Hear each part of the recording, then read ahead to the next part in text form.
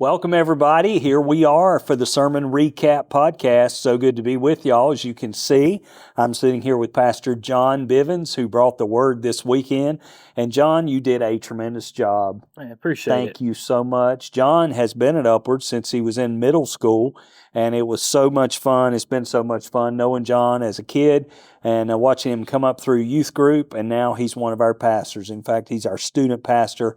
He's doing such a tremendous job building that community. And if you were here over the weekend, you saw all those graduates. Wasn't that a great day? That's awesome when you get 13 people to get up on a stage and celebrate their accomplishments, celebrate them, just give them a little time to show church behind them, supporting them. Yep, that was a lot of fun. So proud of these graduates. Absolutely. It was interesting to me when I came in and saw them coming in with their graduation caps on. This group, I've been here 25 years, this group feels like they just got out of children's church. I remember many of these kids when they were tiny.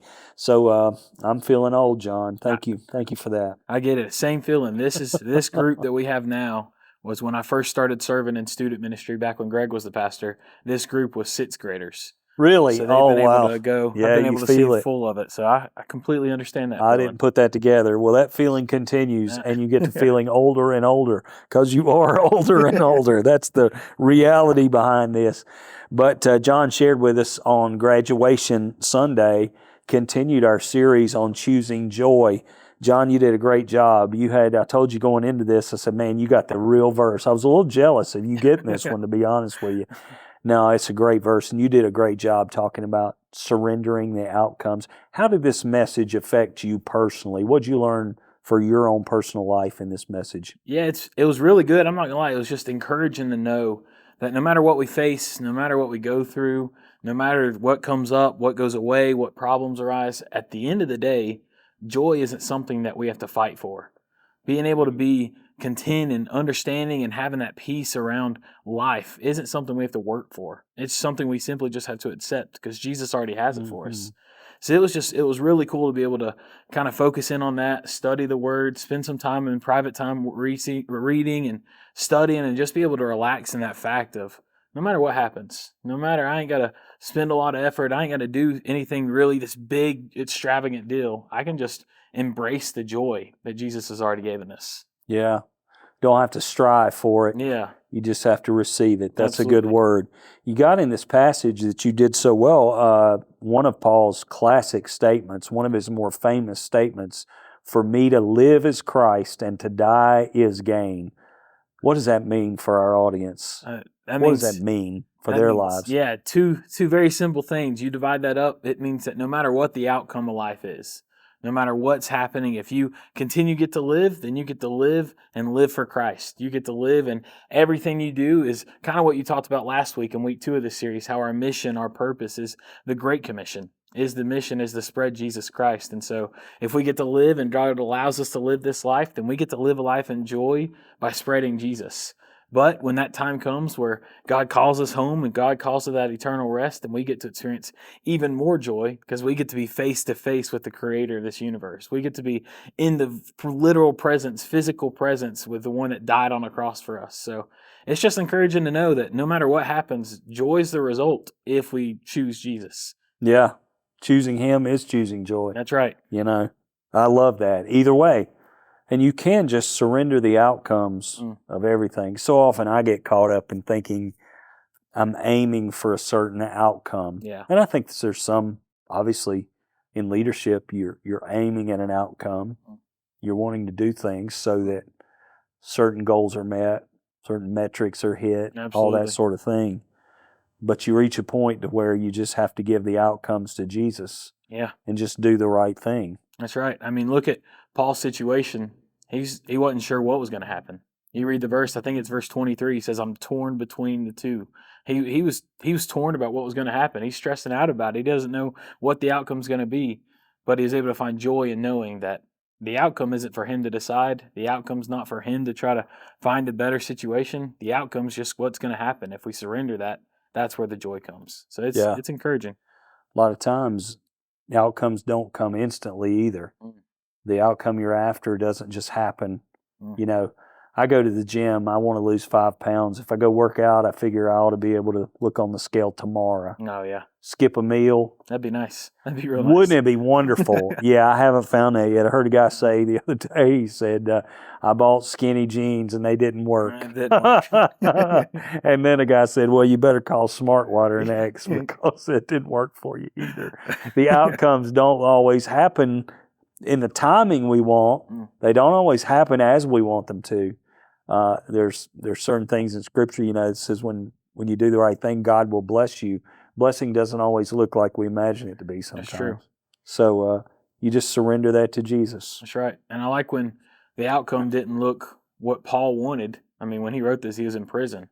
And I like how even in the outcome wasn't the outcome he was desiring. We don't read about him complaining about that. We don't see him talking about how much that bothered him and wishing that things were different. No, he still was like, I'm living for Christ. It's great. So even when the outcome isn't what we want or the speed we want, we still can have that joy in the process of it. Awesome. It's great for people. Let's give the audience a little look at what it's like. What's it like to get up there? I do this every week almost, except when you or some of the other pastors preach, which is once in a while. I do this every week, so that's just kind of life to me. What's it like to prepare and preach and give a message at Upward over the weekend? It's a lot of fun. It's a lot of fun. It's interesting because you kind of you get to go up there, and I love the culture that Upward has because some places, I've heard of different cultures. Some places might be the culture of you got to stress over making sure your performance. And I love just to kind of brag on you or give little props to you. That's always a good thing. Yeah, exactly. Little brownie points here. But before I went up on stage, I remember you told me it's not about the performance. It's not about me performing up there. It's about what am I able to share with these people? What am I giving the Word of God that God has given me to share with these people? And when you kind of change your perspective into that, it's not about me going up there and saying all the right words and using the right voice inflections. It's not about that. It's simply about going up there and sharing what I really feel passionately that Jesus called for me to share and has given me a message to share. So that mindset right there switched it up completely. I read that years and years ago. Don't think about your performance. Think about the gift you're giving to the people. Think about what you're actually trying to give them, because every time you go up there, you're giving them a gift. Give them the gift. Yeah. Don't worry about how you're looking. Don't worry about how well you're doing. Now, that's a whole lot easier said than done. I still worry about how I'm doing. Was that good? Absolutely. I deal with that all the time. What was it like doing 3 of them together back to back? You haven't done that before, I don't guess. I have not. What was that like for you? Yeah, it's different. I think by third service came around, I'd say a joke or I'd say a story that I used, and I'd be like, did I just say that? So that did happen to you? It happened a couple times, yeah. And you warned me about it, and it still happened, yeah. Just about everybody I talk to that's done this, it's on that third time that you have the little moment of doubt that you just said that. Mm-hmm. And in fact, I told you before, I said you did just say it, but you said it to a different group of people. You're almost feeling like you're repeating a story again. Because we pretty much preach the same message on Thursday night and then 3 times on Sunday. Now, it changes every time. Yeah. The audience is different. What God brings out is different every time. We'll have people sometimes come to more than one. I know we have a couple that often comes on Thursdays and they'll come back on Sundays and they say it's like a different message. And it's really the same, but God moves in different ways through it. I noticed when I was on stage, each service, especially third, I would say a sentence. And then in my head, I'd be like, I liked how I said that better in second service. Or I'd say, no, that was really good. I should have said that all 3 that way. You know what I mean? Yes. I'd almost compare over which one I liked the delivery better. If I could take a highlight video of all 3 and put it together, that'd be a message. We'd have take the best of all of it. Maybe we could do that. Maybe we could take the best of all 4 and combine it into a message. We'd have to wear the same clothes and be very careful to speak the same way and just make it into one message. Yeah, I've felt that way too.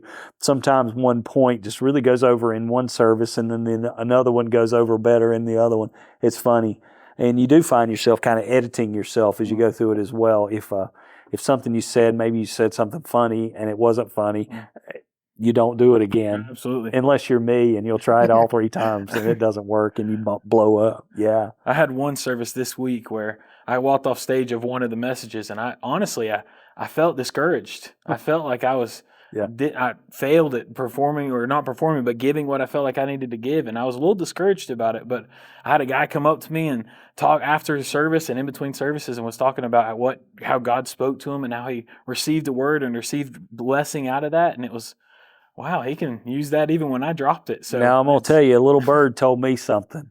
Little bird told me you were thinking about not coming out again. I did. I'm not going to lie. Go ahead and tell me what happened there. I walked off, and honestly, and I'll be real with y'all. Which service was this? It was first service. Yeah. So you'll see the inside thoughts of John. That's what we want. I walked off, and in between services we have plenty of time to walk around, and 15 minutes if that's plenty, but to talk with other people.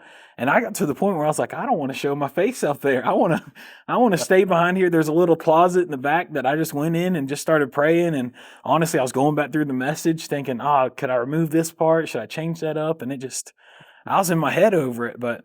Well, I'll tell the audience, I walked back there to encourage John. I walked back the door we normally go in, and I thought John did a great job, and others did too, at the 9 o'clock on Sunday morning. I had a guy come out and say, man, John just killed it this morning at the 9 o'clock. Yeah. And I said, well, tell him, because I walked back to encourage John. I always try to do that with our younger pastors specifically, to go back and encourage them and tell them what I thought and give them feedback, and so I went back in the normal corner back there, and John wasn't there. And I'm like, where's John? And somebody said he went over to the other side.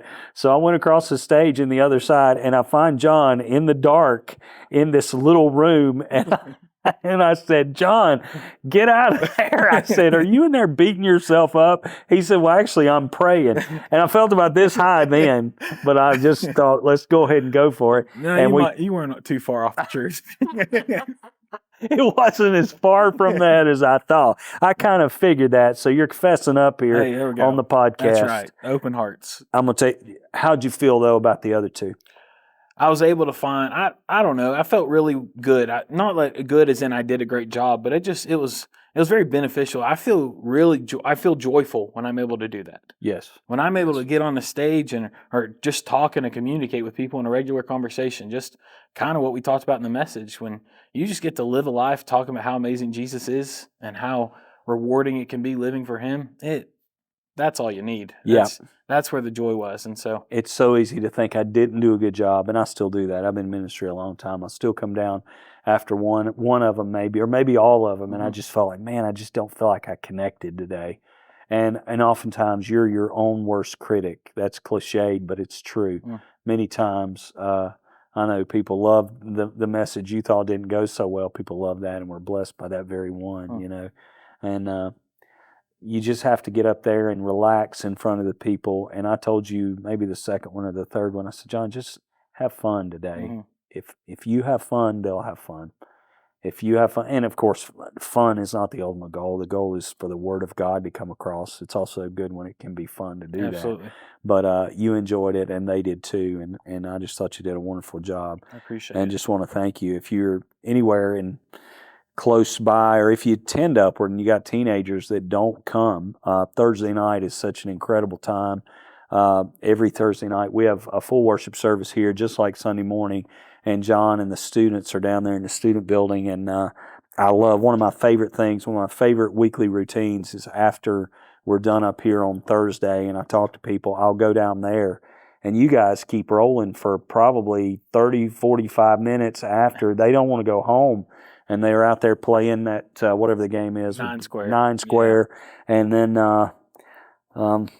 I used to go down there and get a Coke. I steal a Coke out of the fridge and then hang out with the kids a little bit. And it's one of my favorite times, and the atmosphere in that room is so awesome. You've done a great job there. I appreciate it. We got some amazing leaders down there, and it's awesome. You've done a great job in raising up leaders, too. You're not trying to do it by yourself, which is incredible. Sunday coming up is Move Up Sunday. It is. So you got a crew of graduates moving on up and out, but you got a bunch coming in. How many coming in this week? We have 20 signed up to join us this Thursday. Wow. So 20 rising sixth graders are going to come down and get involved. It's going to be a great time. So are you prepared to have 20 come in on the young side? Yeah, we are. I think we're prepared. Leadership-wise, structure-wise, we're prepared. Facility-wise, we'll get there. But no, we're prepared for sure. Oh, we're working on that. Yeah. That's the area right now we're challenged more than anything in the facility is with the students because they're just filling that up. So you're seeing 13 graduate and 20 come in. That's a pretty good growth track right there. Absolutely. Well, thanks so much. It's been a joy to be with y'all. We appreciate Pastor John sharing with us this weekend and being with us today. Love y'all, and we'll see you again next time.